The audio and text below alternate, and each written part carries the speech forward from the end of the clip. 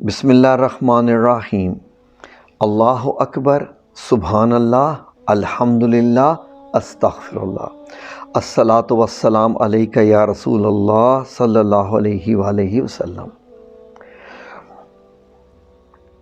ناظرین، بہت سے لوگ جو اہتمام کرتے ہیں دعا کا اور روحانی علاج کا، ان کے لیے بہت آج خاص یہ ویڈیو ہے۔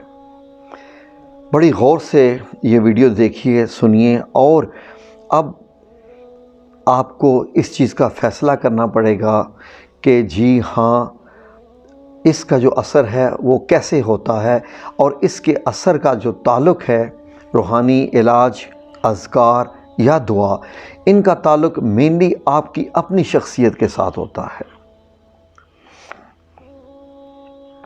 دیکھیے ناظرین، یہ تو بات حقیقت ہے، کیونکہ نبی کریم صلی اللہ علیہ وآلہ وسلم کی احادیث سے بھی ثابت ہے کہ دعا کا اہتمام ضرور کیجیے۔ اللہ رب العزت نے قرآن کریم میں بھی فرمایا کہ آپ دعا کرو، میں آپ کے قریب ہی ہوتا ہوں، آپ کی دعائیں سنتا ہوں۔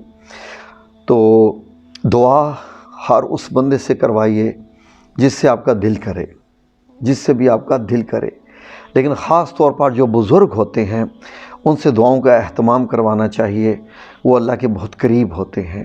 اس لیے یا کچھ ایسی شخصیت جس کے لیے آپ کا دل مانے، جس کے لیے آپ کا دل مانے، اس سے دعا کا کہیں۔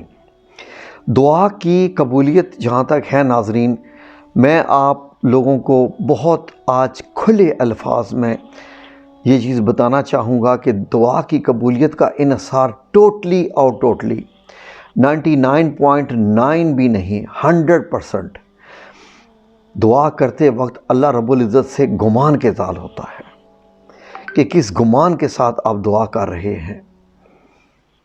جو بھی آپ اذکار کر رہے ہیں، وظیفے کر رہے ہیں، آپ کا گمان کیا ہے؟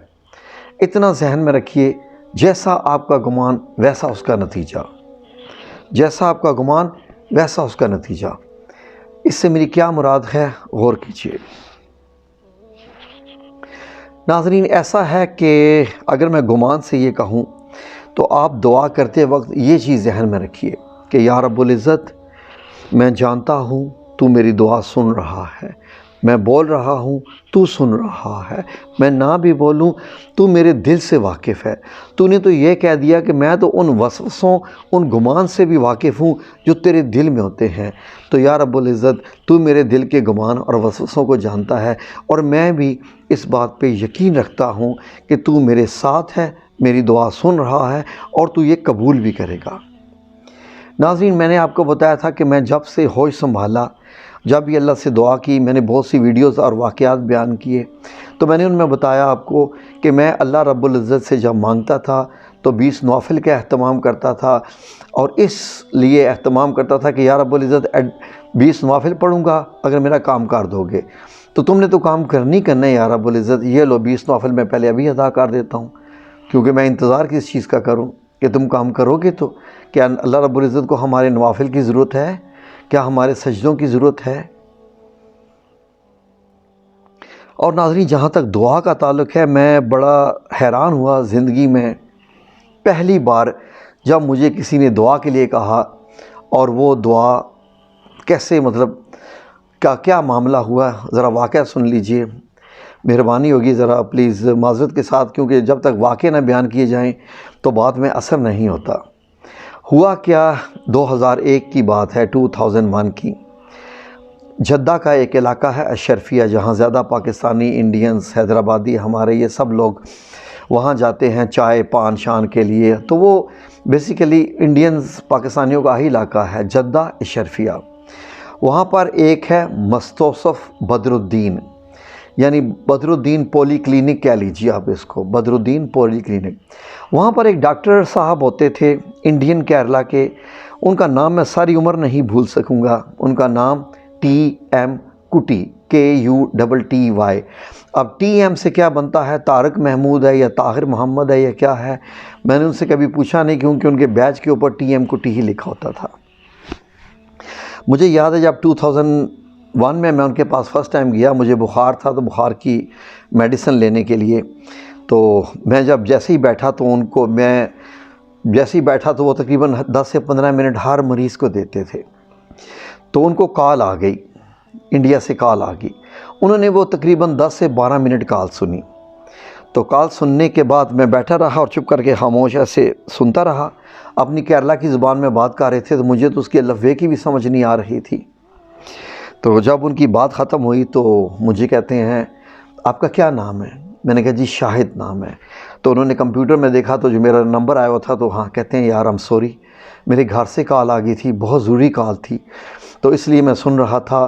میری بیٹی کو ایڈمیشن نہیں مل رہا تھا ایک بڑے اچھے کالج میں FSC کے لیے، وہ مستقبل میں ڈاکٹر بننا چاہتی ہے تو اس لیے جو ہے وہ میں اس کی بات پوری سن رہا تھا تو میں اس کو دلاسا دے رہا تھا. تو اس لیے میں نے کہا ڈاکٹر صاحب آپ کی بیٹی کو اس کالج میں انشاءاللہ ایڈمیشن ضرور ملے گا، یہ میری اللہ سے دعا ہے. کہتے ہیں ٹھیک ہے جی اللہ خیر کرے، ٹھیک ہے جی اوکے. انہوں نے بس پھر مجھے چیک کیا، بخار شار کا، اپنی دوائی وغیرہ دی اور جب میں کمرے سے نکلنے لگا تو مجھے کہتے ہیں آپ نے مجھے دعا دی ہے اس کے لیے بہت شکریہ، میں آپ کی دعا کو یاد رکھوں گا. میں نے کہا نہیں، نام بھی یاد رکھیے لیکن یہ ہے کہ کیونکہ آپ نے میرے ساتھ ایک معاملہ شیئر کیا تو میرا فرض بنتا تھا کہ میں دعا دوں آپ کو اس چیز کے لیے، کیونکہ آپ نے مجھے ٹائم بھی پورا دیا. کہتے ہیں کہ آپ نے بڑا اچھا جواب دیا، میں اس سے متاثر ہوا. میں نے کہا بس جو اللہ ہدایت دے جس کو جو بھی معاملہ ہو. تقریباً 3-4 مہینے کے بعد پھر مجھے وہیں جانا نصیب ہوا اور پھر مجھے اکثر بخار ہو جاتا تھا کیونکہ میرا گلا خراب ہوتا تھا کھٹی چیز کھانے سے، کچھ بھی تو گلا امیڈیٹ اور بخار. اور پھر وہ جو ہمارے پاس میڈیکل کارڈ ہوتا تھا اس میں وہ ان کا وہ دیا ہوا تھا تو میں ان کے پاس گیا اور جب میری باری آئی تو میں وہاں بیٹھا ہوا تھا تو میرے بیٹھنے کے دوران ہی ان کے فون کی رنگ بجی. تو میں پہلے جب میں گیا تو انہوں نے مجھے پہچان لیا تھا تو رنگ بجی تو ایک دم کھڑے ہو گئے، اچھا واقعی الحمدللہ الحمدللہ الحمدللہ الحمدللہ، very good very good very good, ماشاء اللہ ماشاء اللہ ماشاء اللہ. انہوں نے باتیں کی اور تقریباً 3-4 منٹ بات کر کے انہوں نے فون بند کر دیا. تو مجھے کہتے ہیں ہاں بھائی اور سناؤ کیا ہے آج کیا ہوا ہے؟ تو میں نے کہا کہ آج بخار ہے، پھر سے گلے خراب کی وہی ہے، تو آپ جو میڈیسن دیتے ہوتے ہیں تو وہ مجھے دے دیجئے. کہتے ہیں کہ آپ کو پہلے بھی میں نے کہیں دیکھا ہے، آپ پہلے بھی آئے تھے؟ تو میں نے کہا جی پہلے بھی آیا تھا تو آپ کی کال ہاں یس ہاں یو نو ابھی میری بیٹی کی کال آئی تھی، اس کو ایڈمیشن مل گیا وہاں پر. واہ سبحان اللہ. Now I remember you prayed for her, I remember now. Yes. تو بڑے خوش ہوئے تو کہتے ہیں کہ الحمدللہ.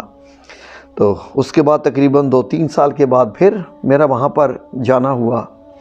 تو وہ ہم نے وہ ٹیسٹنگ کروانی ہوتی تھی اقامے کے لیے، تو وہ ہیپاٹائٹس کا ٹیسٹ وغیرہ کروانا ہوتا تھا. تو میں گیا ان کے پاس تو وہیں میں بیٹھا ہوا تھا تو وہ پھر کال آ گئی ان کو. اب ان کو کال آئی اور کال آنے کے بعد وہ کہتے ہیں کہ شاید پھر میری بیٹی کی کال آئی ہے جو تمہارے ہوتے ہوئے آتی ہے. میں نے کہا پلیز آپ سنیے. تو کال سنتے رہے تو وہ کہتے ہیں کہ تھوڑے کافی پریشان ہوئے. تو کہتے ہیں کہ شاید میری بیٹی کو جو ہے وہ ایڈمیشن لینا تھا، بڑا اچھا میڈیکل کالج ہے، سستا بھی ہے، سب سے اچھا بھی ہے، تو ایڈمیشن نہیں مل رہا، میرٹ میں جو ہے وہ اس کا کچھ معاملہ نہیں آ رہا، تو بڑی پریشانی ہو گئی ہے. تو میری بیٹی پریشان ہے، وہ رو رہی ہے، تو میرا دل ٹوٹ گیا ہے. میں نے کہا ڈاکٹر صاحب آپ کی بیٹی کو انشاءاللہ ایڈمیشن ملے گا اور اسی کالج میں ہی ملے گا. تو کہتے ہیں یار تمہاری دعائیں اللہ قبول کرے لیکن اس کا میرٹ میں نام ہی نہیں آیا. تو میں نے کہا ڈاکٹر صاحب انشاءاللہ ملے گا، اللہ سے امید رکھیے. کہتے ہیں چلو اللہ کرے ایسے ہو جائے. پھر جناب اپنا وہ بلڈ ٹیسٹ وغیرہ دیا سب کچھ اور میں آ گیا. اس کے بعد کیا ہوا کہ تقریباً اب اپنے میڈیکل ٹیسٹ کی رپورٹ لینے کے لیے گیا. تو ان کے پاس جب میں گیا بیٹھا ہوا تھا تو مجھے دیکھ کے کہتے ہیں کہ آپ نے دعا کی تھی. تو مجھے یاد ہے اس کو، لیکن ابھی تک اس کا کام نہیں ہوا، اس کو میڈیکل کالج میں داخلہ نہیں ملا، تو وہ انتظار کر رہی ہے ابھی تک. تو بہرحال میں نے کہا ڈاکٹر صاحب انشاءاللہ امید رکھیے اللہ سے. اللہ رب العزت کی ذات، میں حیران، میں پریشان.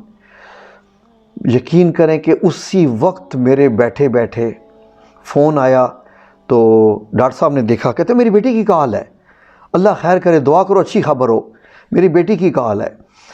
جب ان کی بیٹی کی کال آئی، انہوں نے سنا اور سن کے میری طرف دیکھنے لگ پڑے۔ میری طرف دیکھ کے مجھے کہتے ہیں ادھر آؤ ادھر آؤ ادھر آؤ۔ میں نے کہا خیریت؟ ڈاکٹر صاحب کیا ہوا ہے؟ کہتے ہیں اپنا ہاتھ دو۔ میں نے کہا خیریت تو نہیں، کیا انہوں نے کوئی چیک کرنا ہے کوئی ایسے کیا؟ کہتے ہیں ہاتھ دو۔ میں نے ان کو ہاتھ دیا، ڈاکٹر صاحب نے ہاتھ چومنا شروع کر دیا۔ میں نے کہا ڈاکٹر صاحب یہ کیا کہہ رہے ہیں آپ، یہ کیا آپ کر رہے ہیں ڈاکٹر صاحب، کیا ہوا؟ کہتے ہیں 1 منٹ ٹھہر جاؤ۔ بیٹی کو کہتی ہیں 5 منٹ کے بعد کال کرنا۔ بیٹھ کے مجھے کہتے ہیں اپنا نام بتاؤ۔ میں نے کہا شاہد۔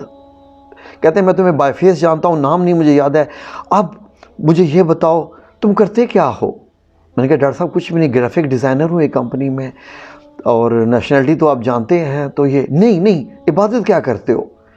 میں نے کہا ڈاکٹر صاحب میں تو کچھ بھی خاص عبادت نہیں کرتا، نماز پڑھ لیتا ہوں بس، وہ بھی آفس میں لوگوں کے ساتھ۔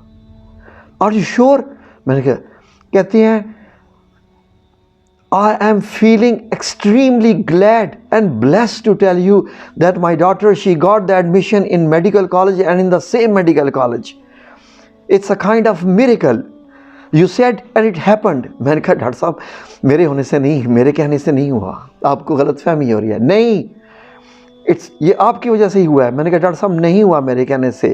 کہتے ہیں آپ آئے پہلے یہ ہوا، پھر آپ آئے یہ ہوا، پھر آپ آئے یہ ہوا۔